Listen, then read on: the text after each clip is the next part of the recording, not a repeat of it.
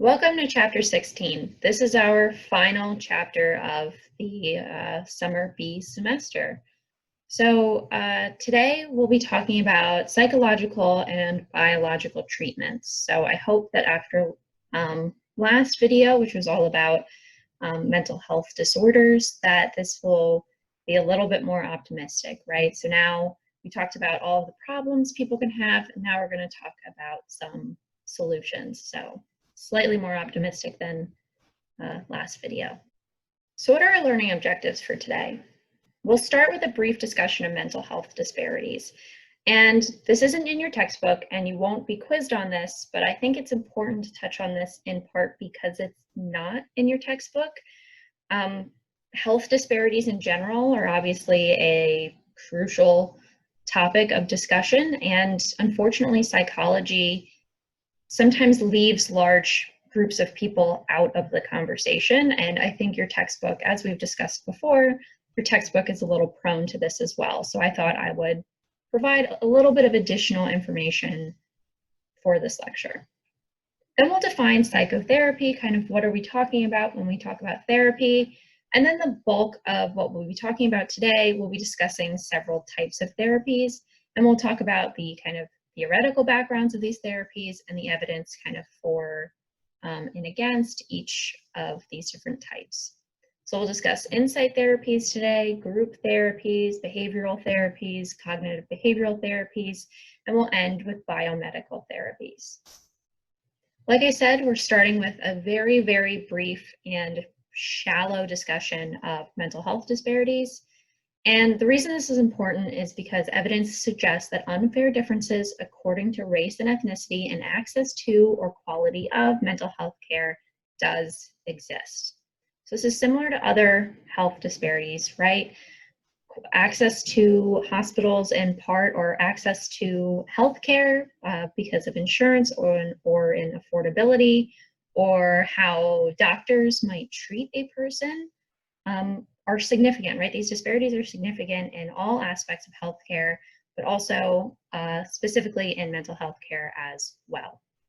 So racial and ethnic minorities have less access to mental health services. They're less likely to receive those services, and they're more likely to receive, this was say, lower quality care than white people.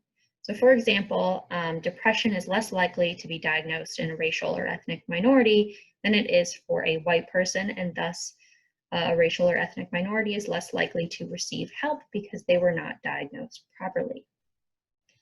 And the reason I want to, have this as kind of one of our first slides before we talk about everything else, I know I just said this was going to be an optimistic lecture, and here I am saying things still suck. Why I wanted this to be kind of what we started with is that we're going to be talking about efficacy of different types of treatments, but if people don't have access to treatment, it's, efficacy is a little bit of a moot point, right? So we're going to be talking about all these different treatments, and some are better than others, but it's really, really, really important to remember that a lot of people don't have access really at all to these treatments that I'll be discussing. So let's kind of move on. And I really recommend reading more about mental health and health disparities in general because it's really important. And again, you're all the future leaders of tomorrow, and it's important to know this kind of stuff. So now we'll discuss psychotherapy. Psychotherapy is a psychological intervention designed to help people resolve emotional, behavioral, and interpersonal problems and improve the quality of their lives. So this is really just what we'll be talking about today for the rest of the slides. And this is probably, you recognize this as simply therapy, but of course there's other types of therapy, right? You also have like physical therapy. So psychotherapy is just kind of the technical term that we give to what we know of as therapy. So psychotherapy can be practiced by a wide variety of professionals. It of course is practiced by clinical psychologists and psychiatrists and counseling psychologists. But also, there are other groups of people who might not come as easily to mind who are trained in psychotherapy. This includes people like social workers who quite often have masters and a lot of training on how to perform psychotherapy and how to keep up with the kind of latest trends in effective therapy, and pastoral counselors. So a pastoral counselor is a pastor who has been trained in counseling. So even within religious communities, people do practice psychotherapy and they are professionals. Again, they tend to have masters or other higher education. So this is in slight contrast to a paraprofessional. A paraprofessional is a person with no professional training who provides mental health services. So somebody like a person at a call center, a person at a crisis intervention center, they pick up the phone and they don't actually have any professional training. However, that doesn't mean that they aren't providing a valuable service. Although paraprofessionals have no professional training, they do fill in gaps that are left by psychotherapists. So again, we were just talking about how access is really difficult when it comes to psychotherapy. And a paraprofessional, somebody who's maybe working at a crisis center or a volunteer, or even the example your textbook gave, that sometimes people working at salons or barbershops are maybe not professionally trained, but have basic training on how to address and discuss things like anxiety and depression. So when we have, access gaps in psychotherapy, paraprofessionals do play an important role in society in continuing to help people who need help.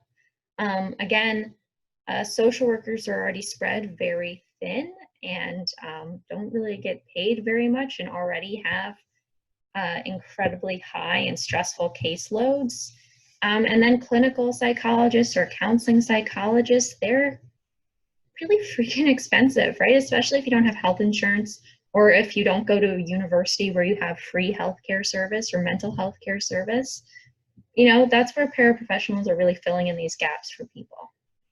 The effectiveness of psychotherapy or the effectiveness of treatment depends on a wide variety of individual differences that we'll discuss in turn here.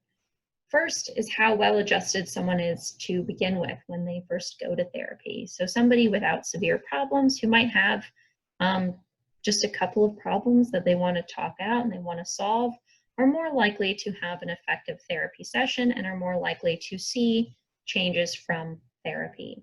However, with that said, people with more severe problems or who may not be as well adjusted when they first go may need more treatment than somebody else. So efficacy depends on how well adjusted somebody was or how severe their problems were when they started therapy. Next is the recognition of your own agency, right? That therapy is only with the individual in question. So if a therapist is helping someone maybe change the way they think or change their own behavior, the person has to be able to recognize that their own thought patterns and their own behaviors are part of the reason that they are having the problems that they have. Right? You can only change yourself. So, and of course, we all are part of the contributions to our own problems. If we, have a lot of conflict with our family members, that might be because, in part, maybe we have, family members who are terrible. That can happen.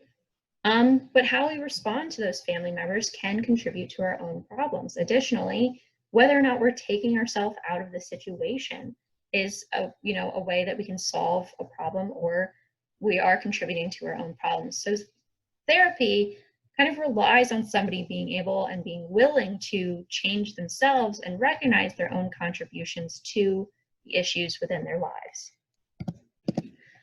Next is motivated to change or solve problems. Now this kind of goes hand in hand with the last point. If somebody really doesn't see themselves as a problem within their life, they're not going to be motivated to solve that problem.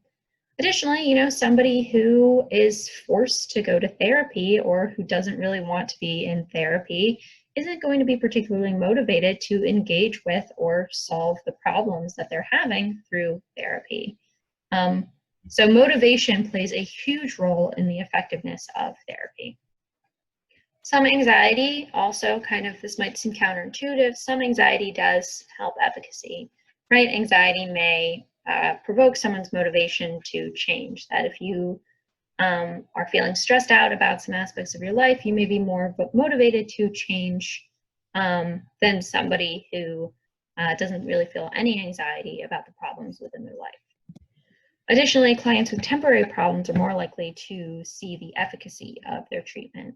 Again, having a long-term or a severe problem requires more intense and longer-term treatment, and there's more difficulty overcoming severe and long-term problems than there are for temporary problems. So, going through a relationship upheaval, a job loss, or even grief, although that's not necessarily temporary. For some types of grief, it's a little bit more temporary. That's when treatment is really effective, is when there's kind of something solvable or something you need to kind of work through rather than something you need to continuously work on. So the efficacy of treatment is not only dependent on the patient or the person receiving treatment, it also depends on the quality of the therapist. So some important qualities of a therapist are whether or not they're culturally sensitive, right? If a therapist is only good at counseling a specific group of people, that means they're not really a good therapist, right? If you're only, there's 7 billion people in the world, there's a lot of different cultures in the world. If you can only talk to one cultural group, barring language, you're probably not doing a very good job. Additionally, being warm, direct, and empathetic, right? Those are all important qualities for a therapist to have. Whether or not they enjoy the work, right? If they're burnt out or if they maybe didn't understand what they were getting into when they started their, training, affects how well they are performing as a therapist. Additionally, being able to form a positive working relationship is important for a therapist. Although this one works both ways, right? If any of you ever end up going to therapy, or if you're in therapy now, you might already know this, that therapy isn't a one-size-fits-all. Some therapists are going to work really well with certain clientele, and they're not going to work as well with others. And that has nothing, sometimes that's not because there's something wrong with the therapist. Therapy is a working relationship that also requires two people to fit well with each other. Although it does seem as though some therapists are maybe better at forming these positive working relationships than others.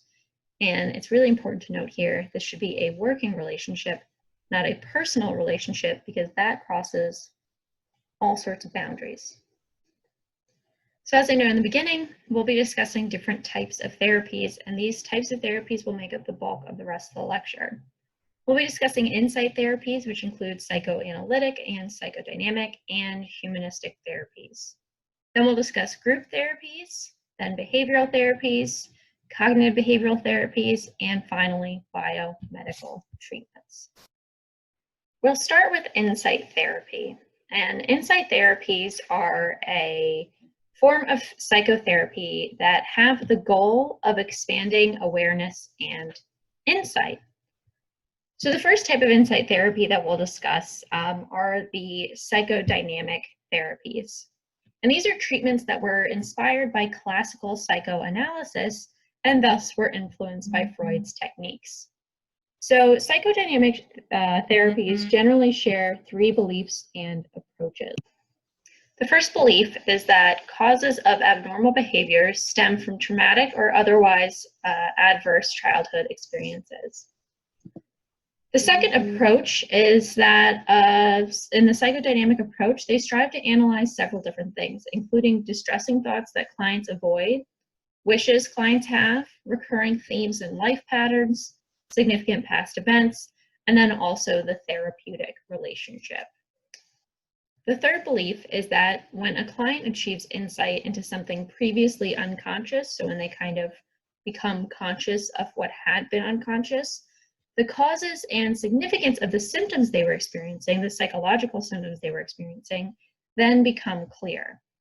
And through this kind of insight, those symptoms then also disappear. So when we think of psychoanalysis, this is kind of the media portrayal of therapy, right? If you've ever seen someone just laying down on a couch with a therapist telling them, tell me more, how does that make you feel? That's more psychoanalysis than probably what is more commonly used in therapy today. But for now, we'll talk about those kind of key ingredients in psychoanalysis. The first is free association, and this is a technique in which clients express themselves without any censorship from the therapist and also from themselves. Next is interpretation. From the free associations, the therapist will formulate hypotheses or interpretations of the unconscious bases of a client's dreams, emotions, behaviors, etc. So the client free associates, and then the therapist's job is to make connections and then interpret the things they say or what they tell them about their dreams or emotions, and they formulate their own hypotheses about what's truly going on. The third key ingredient is dream analysis. This is when a therapist believes that dreams express unconscious themes that influence the client's conscious life. The therapist then interprets the dream's symbolic significance to the client's waking life. Now, you'll remember that we discussed this theory of dreams in the consciousness chapter, that in the psychoanalytic framework, they believe that all dreams are representations of unconscious conflict or unconscious desires. So then it's the therapist's job to interpret those dreams in order to kind of help their client achieve insight, right? Once the therapist figures out what's going on in the unconscious, they can help their client kind of gain insight into that, and thus the client's symptoms will reduce. Then the next key ingredient is resistance. So these are attempts made by the client to avoid confrontation and anxiety associated with uncovering previously repressed thoughts, emotions, and impulses. So in the psychoanalytic framework, there's the idea that we have defense mechanisms to kind of protect ourselves from these uncomfortable or upsetting thoughts or emotions. So according to the psychoanalytic framework, clients may resist kind of learning about their unconscious because, in this framework, things are in the unconscious kind of on purpose, that people are repressing these thoughts because they make them uncomfortable. Then there is transference. So this is the act of projecting intense, unrealistic feelings and expectations from the past onto the therapist. So people may kind of start interpreting their therapist in new ways because of their own internal conflict or strife or past experiences. Then the final stage of psychoanalysis is working through. So after the client free associates and the therapist interprets them and interprets their dreams, the client will mostly resist the therapy, then transfer other feelings onto the therapist, and finally they will work through. And this is when therapists help clients process their problems, offer them past insights into their problems, which moves the client toward solutions. So there are a few issues with the psychoanalytic approach to therapy. First being that insight is not necessary to relieve distress. People can, have effective therapy sessions without ever kind of achieving insight into their unconscious or kind of solving those unconscious problems. Additionally, there is a lot of controversy around the idea of repressed memories. Although, traumatic memories are often more memorable, or distressing memories are often more memorable than other memories, but also sometimes there can be issues of encoding when something is particularly traumatic, that if something's so upsetting, you may not encode the memory quite as well. However, that's not the same thing as a repressed memory, which can only come to light through therapy. Additionally, as with all of the psychoanalysis approaches, it's difficult to falsify when we're discussing an unconscious, right, something very nebulous and undefinable, it's really difficult to falsify whether or not it's there, and thus doesn't really have a place in a scientific approach to therapy. Now we'll move into discussing humanistic therapies, which are a subtype of insight therapy. So in a humanistic therapy, these are very person-centered. They are non-directive therapies centered on the client's goals and ways of solving problems. So the therapist doesn't tell their client what to do or how to solve their problem. Instead, they kind of let the client talk, and as a therapist, they're supposed to express unconditioned positive regard and mirror back their client's emotions. The client's increased awareness and self-acceptance of themselves leads to adaptive behavior. So instead of directing someone towards revealing their unconscious, or instead of providing advice, instead by mirroring and providing unconditioned positive regard, the client eventually will feel more accepting of themselves and thus develop adaptive behaviors just from the kind of the positivity of the approach. Another type of humanistic therapy is something called Gestalt therapy.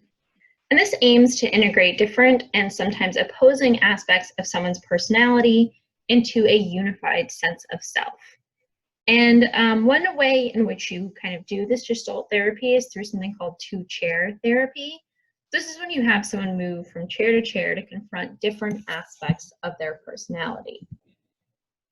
So the idea is that we have kind of a whole person, and that we are at our best when we are represented as this whole unified sense of self, but we often have opposing motivations, and through this type of therapy, we can unify these opposing aspects of our personality. So if you have one aspect of yourself that is a people pleaser and wants to help others all the time, and then you have another side of your personality that just wants to do what you want to do, right? In the book, it's described as a spoiled brat, but there's parts of you who just want to do whatever it is that you want to do and be selfish, and there's other parts of you that want to do things for others. So it can be helpful to have both of these sides of your personality confront each other and then reach a middle ground or a kind of unified whole in which you recognize that you have both of those personalities within yourself and that they can be integrated. Then there's existential therapy, and the theory behind existential therapy is that humans naturally construct meaning in their lives, and mental illness stems from an inability to find meaning in one's life. So people who cannot find meaning in their life end up having mental illness, while those who are able to construct meaning end up kind of not developing mental illness because their way of believing about the world is more typical.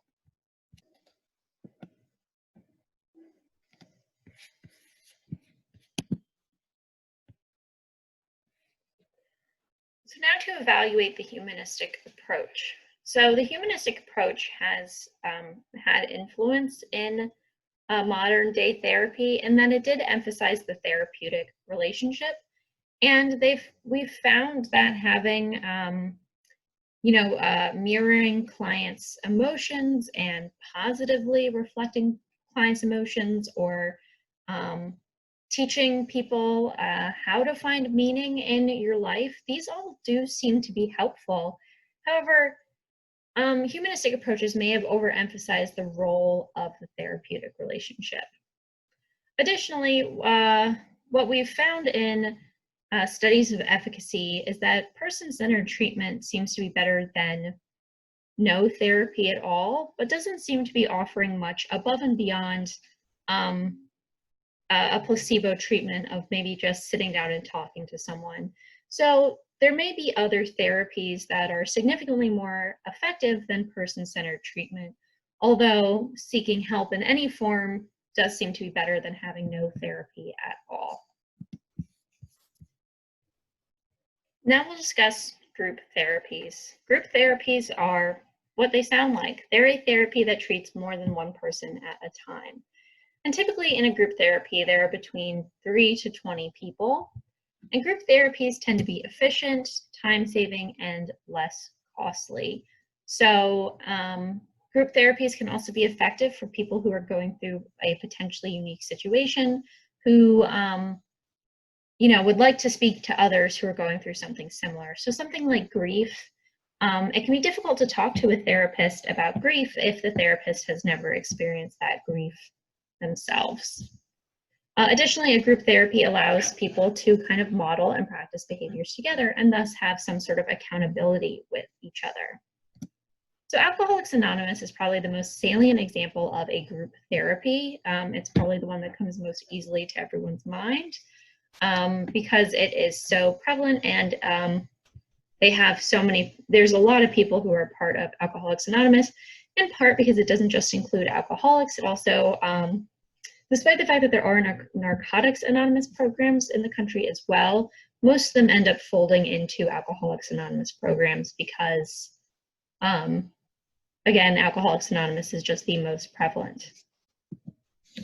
So Alcoholics Anonymous, for those who maybe are less familiar, is a 12-step self-help program that provides social support for achieving sobriety. And through Alcoholics Anonymous, there are no professional mental health specialists. So it's the people who make up the group, and there isn't really a professional who's a part of it. Mentorship is a key component of Alcoholics Anonymous. They take a mentor-mentee model with somebody who's been a part of Alcoholics Anonymous and who's been sober for longer, taking on and mentoring younger people who join. AA also, through their 12 steps, asks members to place their trust in a higher power and to acknowledge their own powerlessness. So a part of kind of achieving the steps of Alcoholics Anonymous is to acknowledge that you don't have any power over your alcoholism. And again, group therapies of this type have expanded to other types of addictions. So AA now also includes things like Narcotics Anonymous. So what is the actual efficacy of Alcoholics Anonymous, right? There isn't necessarily a professional health specialist there. There's some aspects of AA that, right, the idea of somebody giving up their sense of control might not seem effective compared to other effective therapies. And part of the problem is that we really don't know how effective Alcoholics Anonymous is because the research is difficult because they're anonymous, right? You can't necessarily track down people who are part of AA because they are anonymous. And it's difficult to, AA has chapters and then larger groups and a national group. However, they don't keep statistics on their actual membership, so there's really no way for us to know if they're particularly effective. It does seem as though there is some efficacy for Alcoholics Anonymous, but that isn't really presenting anything above and beyond what other treatments might be presenting. Additionally, efficacy may be overstated due to who participates in a study. So, right, somebody has to collect data from a group instead of getting an understanding of kind of the actual broad scale of national Alcoholics Anonymous, because again, they don't take statistics, which is for the best. But so people who choose to participate in scientific research who are a part of Alcoholics Anonymous also might be the kind of person who's a little bit more consistent in general, and thus Alcoholics Anonymous may be more effective for them. So we have an understanding that it may be as effective as another treatment, but this efficacy may be overstated. One important thing to note is that Alcoholics Anonymous has kind of problematic conceptions of relapse. Specifically, that they kind of have black and white thinking that when somebody is either sober or they are going through a relapse. And unfortunately, recovery is a process, and sometimes people do make mistakes or slip up. But when you have the conception of kind of an all or nothing approach, slip-ups make people feel as though they've failed, and there's a great deal of shame and fear and guilt around these slip-ups, and that can actually cause someone to go on a real relapse, right?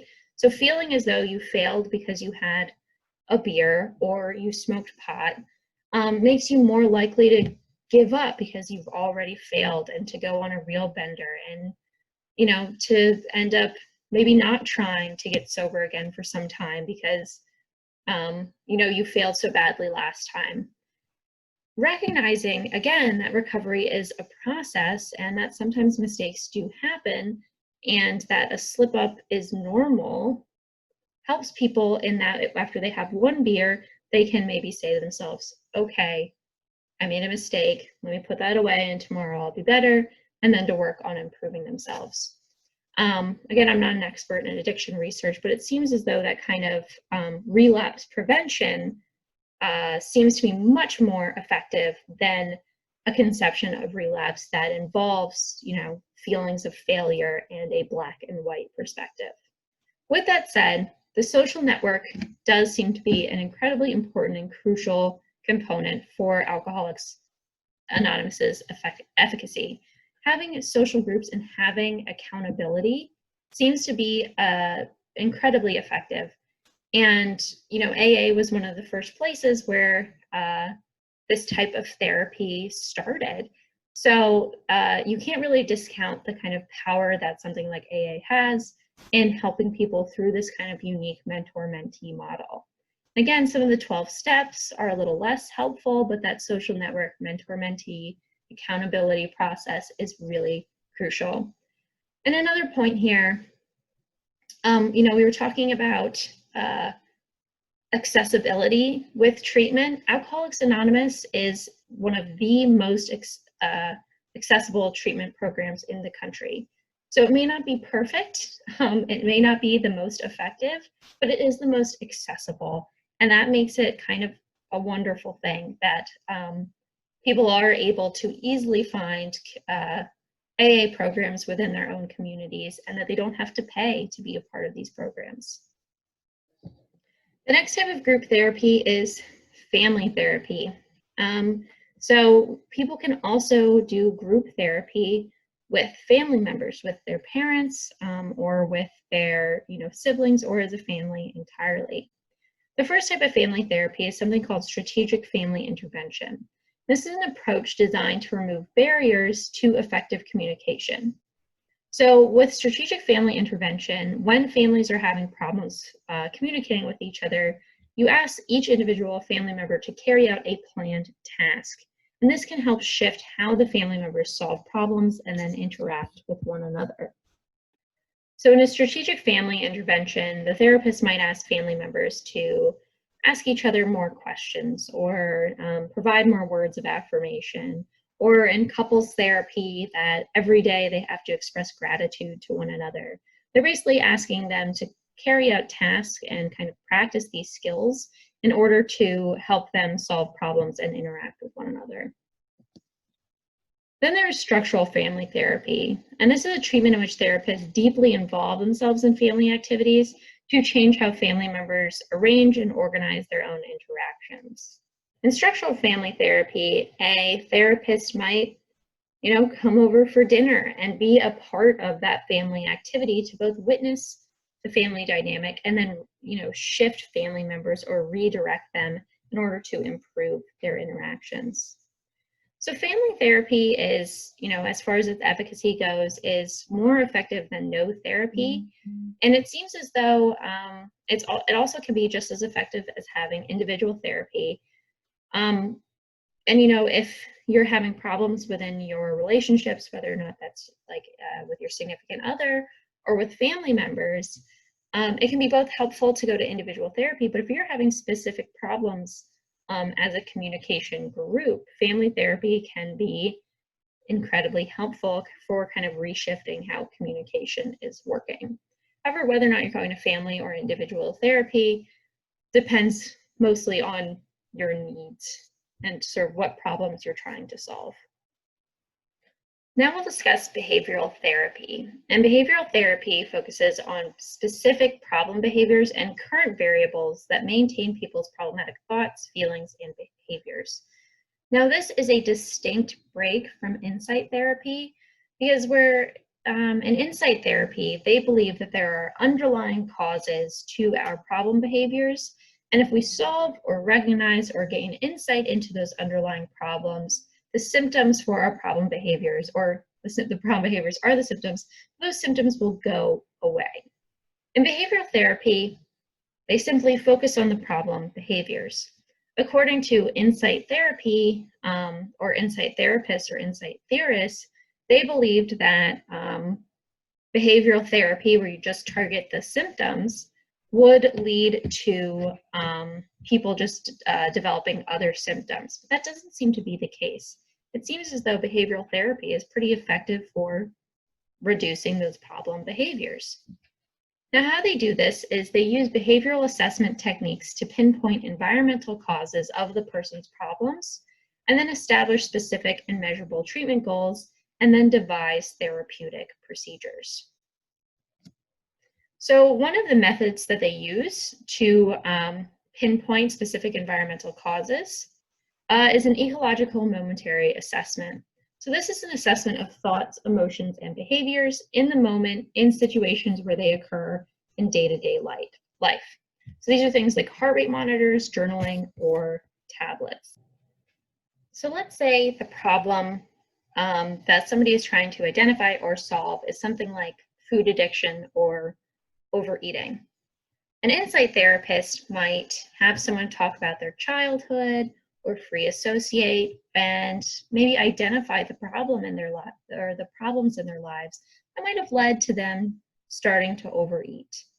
But a behavioral therapist, what they might do instead, and I'm not a behavioral therapist, so this is just kind of a situational example that may not have too much accuracy, but what a behavioral therapist might do is to have someone detail and journal everything they eat in a day and write about what they were doing or feeling around the time that they started to eat.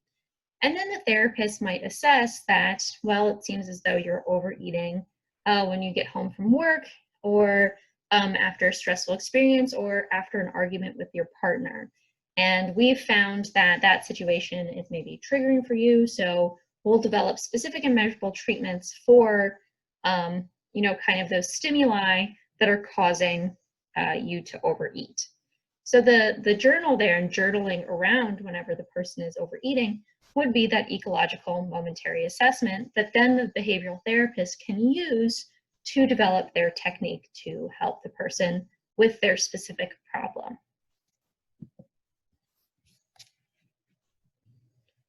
One place that behavioral therapy is particularly effective is in reduction of phobias. And they do this through systematic desensitization. And this is when you teach a client to relax as they are gradually exposed to what they fear in a stepwise manner. And the theory behind systematic desensitization is that someone can't be both relaxed and fearful at the same time. So if you continue to ensure that somebody is relaxed in response to stimuli that typically makes them feel fear, they will eventually be desensitized to that stimuli. So let's take this example. So if somebody is really afraid of a snake, maybe at first you just show them a picture of a snake and ensure that they're relaxed while they're viewing the snake. Then maybe, let's take 2 on our example. So let's kind of work through an example. So if somebody has a phobia of snakes, a crippling phobia of snakes, maybe a good way to use systematic desensitization is to first show them a picture of a snake. Then maybe move on to showing them movies and videos of snakes. Then maybe the person has to be in the same room as a snake. And if they ever report feeling anxious, they're allowed to stop and kind of relax. So they kind of ensure that they're relaxed during the whole time. They're slowly getting more familiar with the snake until eventually, maybe they even have to hold the snake, this thing that made them, incredibly scared at one point in time. And thus, we've kind of achieved systematic desensitization. Exposure therapy is similar to systematic desensitization, And exposure therapy is just when you confront clients with what they fear with the goal of reducing that fear. Although exposure therapy doesn't kind of, the systematic nature of systematic desensitization, where things are kind of stepwise, one at a time, isn't necessary in exposure therapy. It's all in the name, it's just about the exposure rather than the systematic nature of systematic desensitization.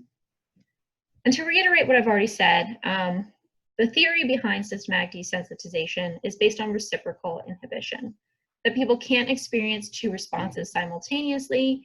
Thus, if they are relaxed, then they can't be anxious. So you pair relaxation consistently with anxiety-provoking stimuli, and eventually, due to classical conditioning, somebody will feel relaxed while they're with that stimuli that was initially anxiety-provoking. So how effective is behavioral therapy? It does seem to have some efficacy, but it's unclear if this is necessarily better than placebo treatment. And the why of systematic desensitization isn't clear either. So it may be, not have anything to do with the idea that you can not simultaneously be relaxed while anxious.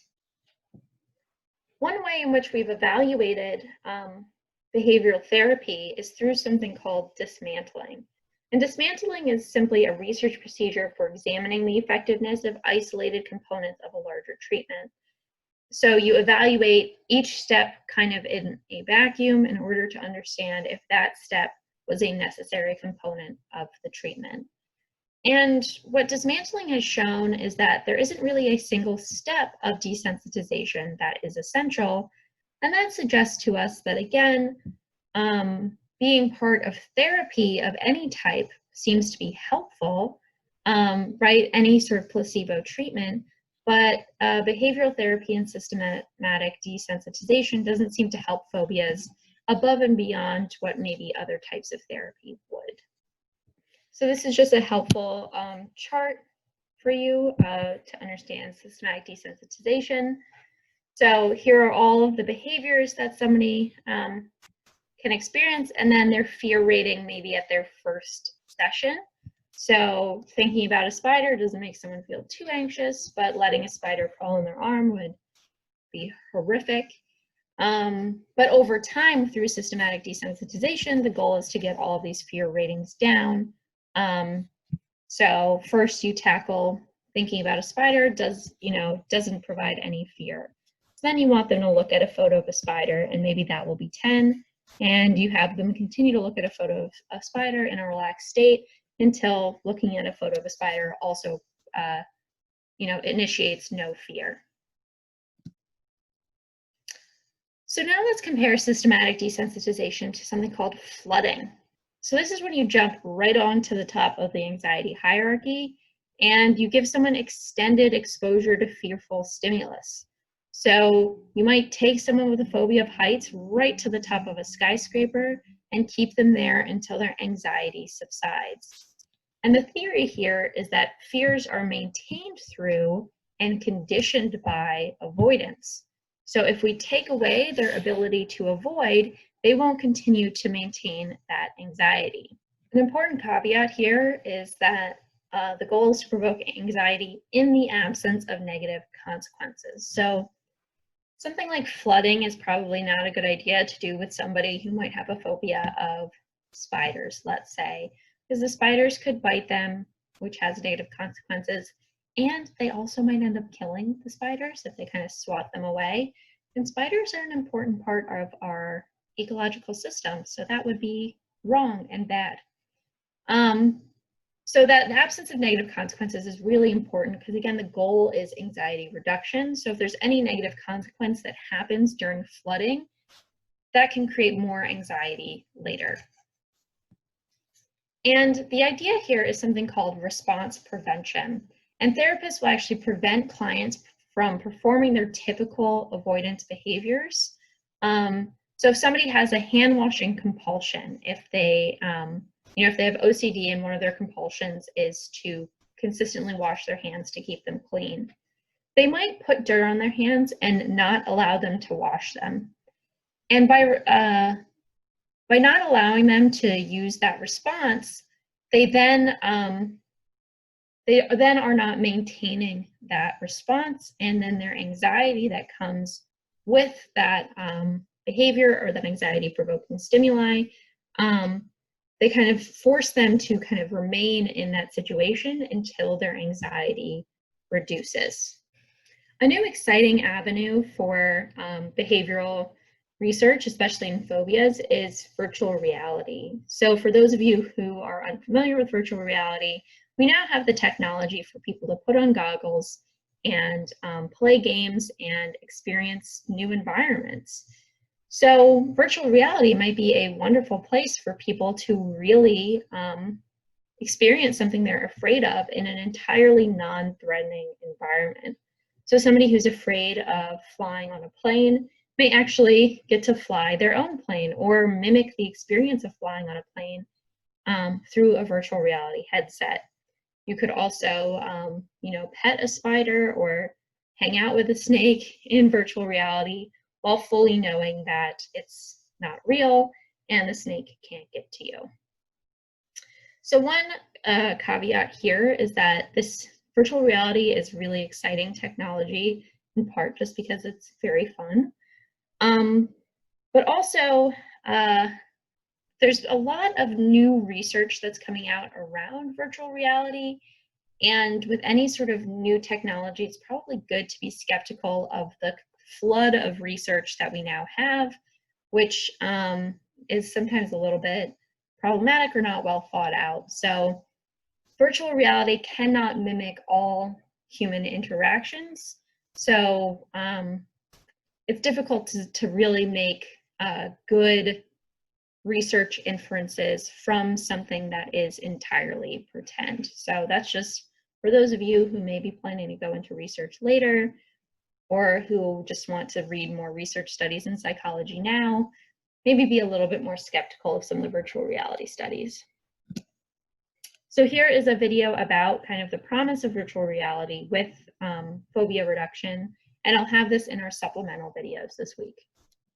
Another type of therapy is something called modeling therapy. And this is when a therapist will model positive behaviors in order for their participant or their patient to then model that behavior themselves. So a therapist might model a problematic situation and then guide the client through the steps to cope with that situation, even if they're unassisted by their therapist. And so modeling therapy actually has very specific uses and can be helpful in certain situations. So it can be helpful for somebody who needs to learn how to be assertive, right? Learning how to ask for what you want, especially when it comes to things like raises or promotions. It's good to learn how to be more assertive for people who may be overly submissive. Additionally, it can help train somebody to also not be overly aggressive when they're learning how to be assertive. In general, modeling therapy is great for any sort of social skills therapy. Modeling behavior and modeling social interactions can help somebody with their social anxiety. And behavioral reversal, it's helpful for people to role play with their therapist in order to practice certain skills. So operant and classical conditioning procedures are, of course, used in behavioral therapies. Specifically, classical conditioning is often used in aversion therapies, and aversion therapies are treatments that use punishment to decrease the frequency of undesirable behaviors. So if somebody has a problem with alcohol, therapists can administer and prescribe them a drug that will make them vomit every time they drink alcohol, even if it's only like one drink. So the experience of vomiting can be so negative that people begin to feel averse to thinking about alcohol. They end up having a negative experience paired with a prior neutral or even positive experience. Additionally, we've learned about operant conditioning and token economy before, but I'll reiterate here. Operant conditioning is learning in which behavior is modified by its consequences. So if you use something like a token economy, where you reward a desirable behavior with tokens, you can then increase that behavior. So again, behavior modification of this type is often used with children with autism, where children end up exchanging tokens for tangible rewards. So, candy or something like that. I'm pretty sure my niece is currently in a thriving token economy with her sticker chart that she uses to earn things like a bike. The next type of therapy that we'll discuss is cognitive behavioral therapy. And CBT is a treatment that attempts to replace irrational cognitions and maladaptive behaviors with more rational conditions and adaptive behaviors. So we can maybe conceive of it as a step beyond behavioral therapies, right? Behavioral therapies were just targeting behaviors and symptoms of problematic behavior, whereas with cognitive behavioral therapy, it's important, one of the goals is to change those behaviors, but also to change people's thoughts and beliefs into more rational thoughts and beliefs. And there are three core assumptions with cognitive behavioral therapy. The first is that cognitions are both identifiable and measurable, that cognitions are key in both healthy and unhealthy psychological functioning, that cognitions and thoughts play a role in healthy and unhealthy functioning, and that irrational beliefs or thinking can be replaced by more rational and adaptive cognitions. So now we will watch a video on CBT. A guide to what CBT is and how you can decide whether it's best for you. If you're living with a mental health problem, it can be hard to know which way to turn or what to do to feel better. You might go to your GP, and one of the first things they might offer is CBT, which stands for Cognitive Behavioral Therapy. It combines cognitive therapy, examining the things you think, and behavioral therapy, examining the things you do. The word therapy might make you think of laying on a couch talking to a man with spectacles and a beard about your childhood while he analyzes your dreams, but CBT is actually a very practical type of talking therapy, which focuses on goals and focuses mostly on the present day and things that are affecting you in your life now. The theory behind CBT is that the way we think about situations can affect the way we feel and behave. It does this by dealing with how your thoughts affect your feelings and behaviors, and teaches you coping skills for dealing with different problems. For example, you might make a simple mistake, like, say, burning the dinner. This might make you think bad things, and it might make you feel worthless and inadequate, which could lead you to do things like withdrawing, snapping at your family, or trying to avoid things which you think might go wrong. Or perhaps you've been invited out for drinks with some friends, and you start thinking negative things. This might make you feel anxious and scared, which might make you do something like saying no to the invite, avoiding your friends completely, or using drink and drugs to cope with the situation. Over time, whether it's years, weeks, or months, this cycle of thoughts, feelings, and behaviors may have happened so many times it's become like a habit. You start avoiding situations more and more, or automatically blame yourself if something goes wrong. And the more you do these things, the worse it can get. A CBT therapist will help you break this cycle and figure out what sorts of negative feelings, thoughts, and behaviors might be contributing to the problems you're experiencing. They will help you deal with your negative thinking and help you change your behavior, both of which will lead to an improvement in your mood. CBT can be helpful for people with nearly every diagnosis you can think of, and can be delivered through one-on-one sessions, in groups, self-help books, online, or through a CD-ROM. That doesn't mean that CBT works for everyone, though. Some people struggle with it because they find it just too hard to talk about their feelings. CBT is usually quite a short-term treatment, and so you may find that your problems are too complex to deal with in the time. It can also be quite hard work. Your therapist will probably set you homework, and you have to really practice the skills they teach you to see a difference in how you're feeling. If you don't think CBT is the right treatment for you, you should be able to talk to your GP about what alternatives there are. So that's just a video to give a little bit more information about how cognitive behavioral therapy actually looks. Now we'll discuss the ABCs of CBT. And the ABCs of CBT are a process in which cognitive behavioral therapists feel as though there is room for intervention. Basically, according to cognitive behavioral therapists, for every activating event we have, we shape beliefs about that event. And then those beliefs that we have about the event end up shaping the emotional consequences of the event. So let's take the example of a grade on an exam. Say you are feeling worried about a test. Maybe you didn't do as well on the last one. So for this one, you study really, really, really hard. And you get a 75%, right? You get about a C. There's kind of two beliefs that you can form. You can have a belief of, oh no, I studied and I still didn't do well. I still got a C. I didn't do well enough. I didn't get an A instead. Or you can have a belief of, phew, I didn't fail. Maybe you improved your grade from the last exam, and your belief is, phew, I did better than I thought, or phew, I really showed that I can improve.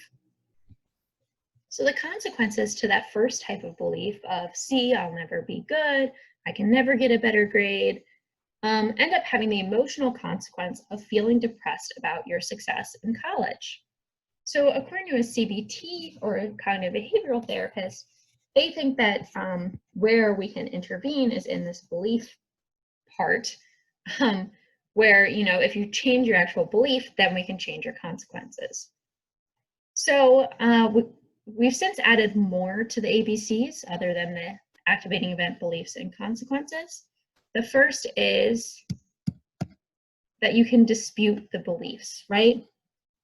Like, I didn't get an A, I'm terrible, yada, yada, yada.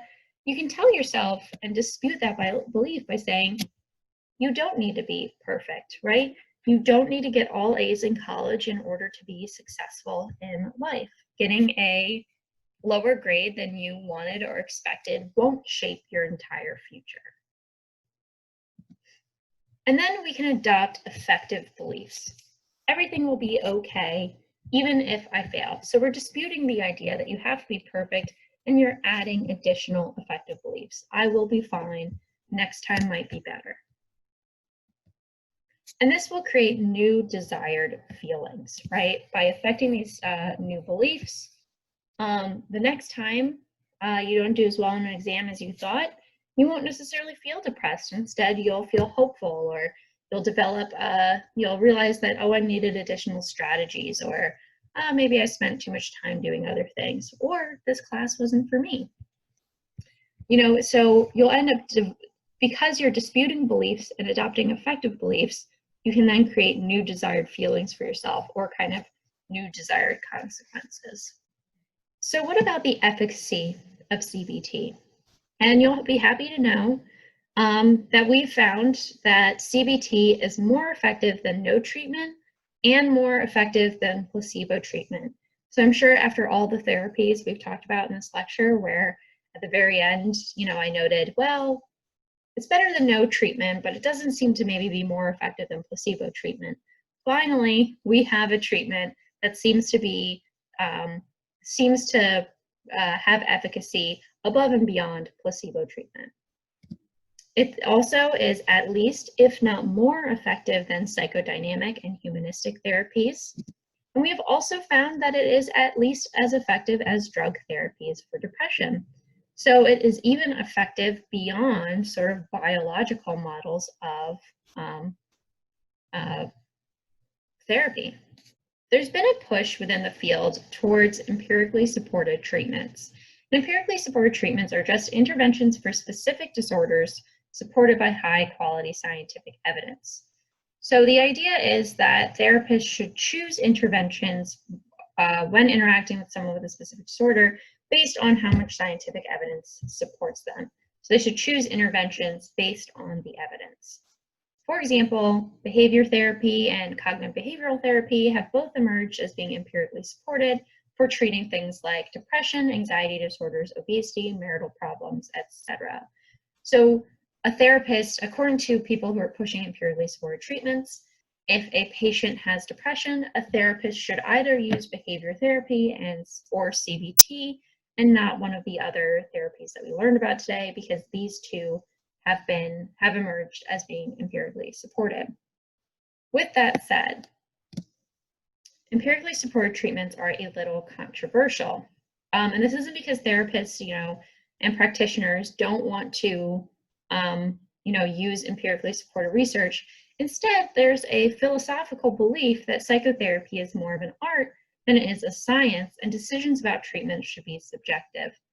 So if a therapist has found that their methodology works, especially if they have patients who have depression, and they find, or another type of mental disorder, and they find that their method works with this disorder, and another method works with another disorder, that it should be subjective and left up to the practitioner themselves. Additionally, another controversy about ESTs is that the research literature may not actually be sufficiently well developed enough to make these decisions yet. So although behavior therapy and CBT have both had empirical support, that doesn't mean that there's other therapies out there that aren't effective, that they may just not have been well researched enough, or the type of disorder that they're best for hasn't yet been found or identified. So some practitioners and some scientists believe that we should be a little bit more patient before pushing for empirically supported treatment. However, your book notes that if there is reasonable evidence that some treatments just are better than others, it seems ethical that therapists should be guided by that evidence. So if we have found that CBT works incredibly effectively for depression, and humanistic therapies don't really work at all in the literature, then it seems ethical to really push for the one type of therapy that has consistently had evidence supporting it. When we discuss the efficacy of psychotherapy, I thought I would mention two sort of notes of caution here. The first is that when we discuss efficacy, it is of course important for the therapy itself to not be harmful. So something like recovered memories, right? The idea of repressed memories. Sometimes therapists can accidentally implant false memories in people that end up being ultimately harmful, right? They can implant false memories of sexual or physical abuse and end up negatively impacting that person's life. Additionally, something like an exposure therapy may reduce anxiety in someone, but it also might be incredibly traumatic for someone who has a real phobia to be forced to interact with that anxiety-provoking stimuli. So we can end up having therapy that is traumatic for its patients. Additionally, in any discussion of psychotherapy and in any discussion of psychology in general, it's important to note that science is often limited in social research, that we may not have enough research about the efficacy of psychotherapy in diverse populations. So, we don't necessarily know if psychotherapy is effective for all people because we haven't necessarily had the sample sizes large enough. So when looking up a therapy, it may also be helpful to really look at the actual research itself to see how broad ranging their actual samples were, to understand if the psychotherapy will work for all cultural groups or even age groups or sexes or genders. Now we'll discuss biomedical treatments.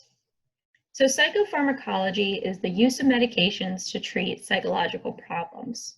And these medications directly alter our brain chemistry because they target the neurotransmitter balance within our brain. And they can do this in a few ways, and we've discussed this a few times, here and there as we've discussed neurotransmitters. So they can target neurotransmitter balance in two different ways. They can either increase or decrease the receptor sensitivity to the neurotransmitter, or they can change reuptake levels, right? They can increase reuptake so that less of the neurotransmitter gets sent along to the postsynaptic neuron, or they can kind of halt reuptake, so more of the neurotransmitter gets sent along to the postsynaptic neuron. And it's important to recognize that as of right now, there's been obviously, great leaps in the field of biomedical treatments for psychological disorders.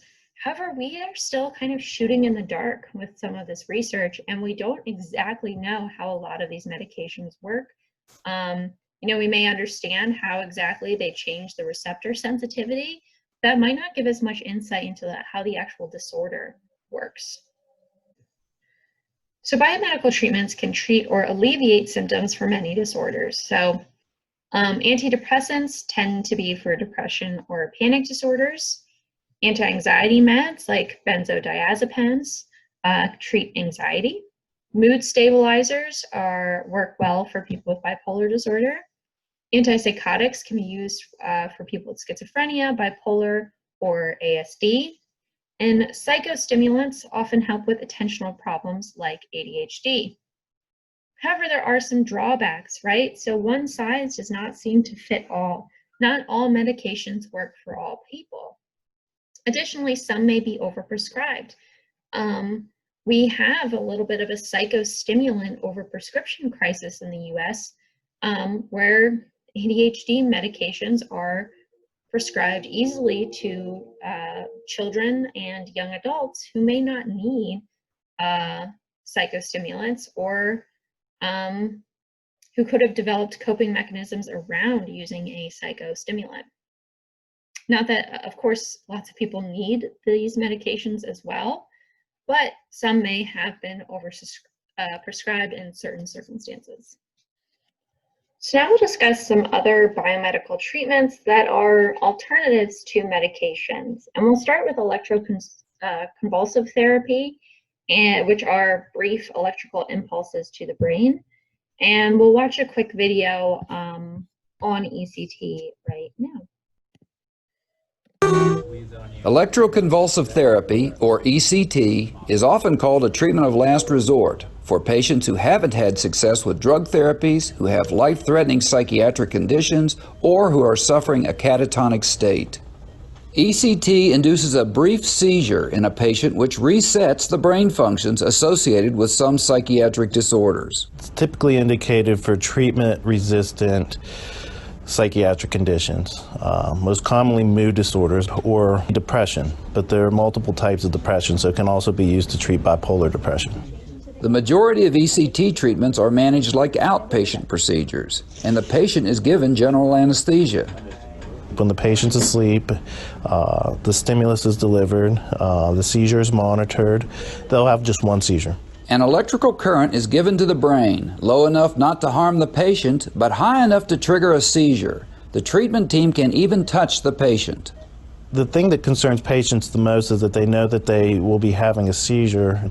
They're concerned about what may be happening while they're either asleep or while they're having that seizure. And thanks to the anesthetic, it's very hard to tell. In fact, the only way you can truly tell if they're having a seizure or not is to kind of monitor the motor activity and then monitor the EEG activity.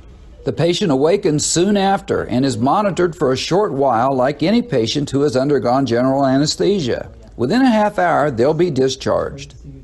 In some cases, a handful of ECT treatments may be all that's needed to make medication therapy work. For other patients, regular recurring ECT treatments may be needed. In Morgantown for the WVU Health Report, I'm Dr. Raleigh Sullivan. So to reiterate a little bit of what we just watched, ECT, how it works is you send an electrical impulse into the brain, and this induces a small seizure. However, because this seems a little extreme and it's reminiscent of more unethical behavior from the past, right, with electric shock therapy, there are a lot of misconceptions from the media about the risk. However, the amount of risk that there is only short-term confusion and memory loss for a few minutes. However, with that said, we still only use ECT for serious disorders or for those who do not respond to other treatments. So although there doesn't seem to be a significant risk with ECT, we still do reserve it for when other treatments don't seem to have worked.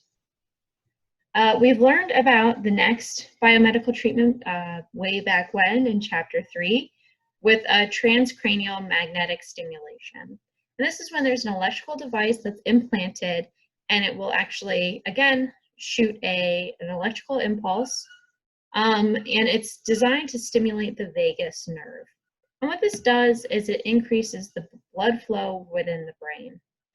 And what we found is that it seems as though TMS is quite effective in treating depression, and there may be a whole new avenue of research and studies that show that this may be a highly effective treatment for depression.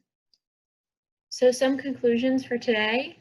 We started off by discussing barriers and disparities in mental health care in order to prep us for the rest of the lecture when we discuss things like efficacy. Again, something can only be effective if people are able to access it and use it, and if they have healthcare providers who are aware of and sympathetic of their patients who might be from a different background or race or ethnicity. Then we identified different types of therapies, right? That's what we spend the bulk of our time doing today. We learned about their theoretical background and their efficacy, and it'll be important to know kind of the theoretical background, the steps and procedures involved with each therapy, and generally how effective they are. We also learned, I didn't put this in the conclusion slide, but it will also be important to know the distinction between a psychotherapist with professional training and a paraprofessional, and what their roles are in our society. So thank you. This is our last lecture for the semester, so I want to thank you for a wonderful semester and a great 6 weeks. I hope you enjoyed it. So I won't see you in the next lecture video, but I'm sure I will make a few more announcements before the semester is over.